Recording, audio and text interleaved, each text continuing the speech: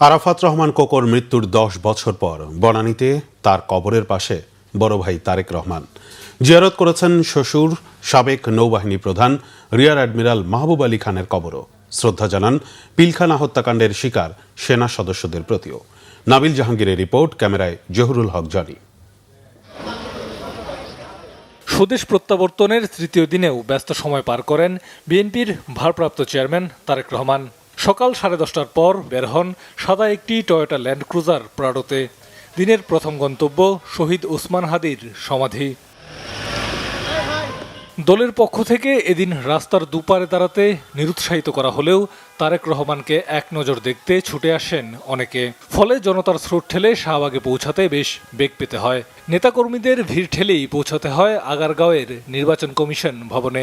NID সংক্রান্ত কাজ শেষে ধানমন্ডিতে যাওয়ার কথা থাকলেও 1:21 বনানী কবরস্থানের উদ্দেশ্যে যাত্রা শুরু করে বিএনপির ভারপ্রাপ্ত চেয়ারম্যানের গাড়িবহর। দুপুর 1:52 বনানী কবরস্থানে পৌঁছান তারেক রহমান। ছোট ভাই আরাফাত রহমান কোকোর মৃত্যুর পর প্রথমবারের মতো তার কবরের পাশে দাঁড়িয়ে মোনাজাত করেন বড় ভাই। এ সময় বেশ কিছুক্ষণ নীরবে দাঁড়িয়ে থাকেন তিনি। এরপর বনানীর সামরিক কবরস্থানে যান তারেক রহমান।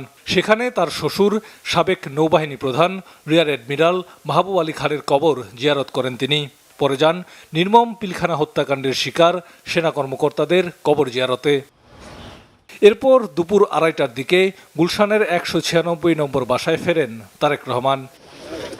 নাবিল জাহাঙ্গীর, বাংলা ভিশন, ঢাকা।